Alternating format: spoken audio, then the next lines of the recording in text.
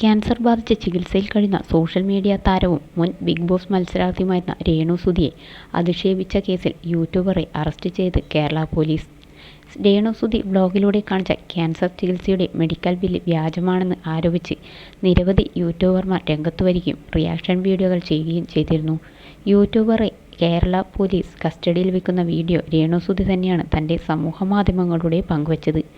വായിൽ തോന്നിയത് വിളിച്ചു പറയുന്നവർക്ക് ഇതൊരു ഓർമ്മപ്പെടുത്തലാണ് എന്നാണ് നിരവധി പേർ കമൻറ്റ് വീഡിയോയ്ക്ക് താഴെ ചെയ്തത്. അതേസമയം അച്ഛൻ നേരത്തെ മരണപ്പെട്ടതുകൊണ്ടും താൻ ക്യാൻസർ രോഗിയായതുകൊണ്ടും താൻ ഉടനെ മരിക്കുമെന്ന് വിധിയെഴുതി കുഞ്ഞിൻ്റെ അവകാശം തട്ടിയെടുക്കാൻ ചിലർ നീക്കം നടത്തുന്നുണ്ടെന്നും, എന്നാൽ കുഞ്ഞിനെ അങ്ങനെ എന്തെങ്കിലും സംഭവിച്ചാൽ കുഞ്ഞിൻ്റെ അവകാശം തൻ്റെ മാതാപിതാക്കൾക്കും ചേച്ചിക്കുമാണെന്നും രേണു അടുത്തിടെ വീഡിയോയിലൂടെ പറഞ്ഞിരുന്നു.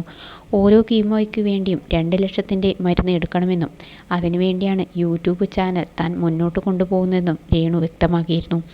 എല്ലാവരും തന്നെ സപ്പോർട്ട് ചെയ്യണമെന്നും അടുത്ത കീമോ കഴിഞ്ഞാൽ എന്താണ് അവസ്ഥയെന്ന് തനിക്കറിയില്ലെന്നും പക്ഷേ അവിടെ നിന്ന് ഞാൻ തിരിച്ചു വരുമെന്നും രേണു വീഡിയോയിലൂടെ പങ്കുവച്ചിരുന്നു.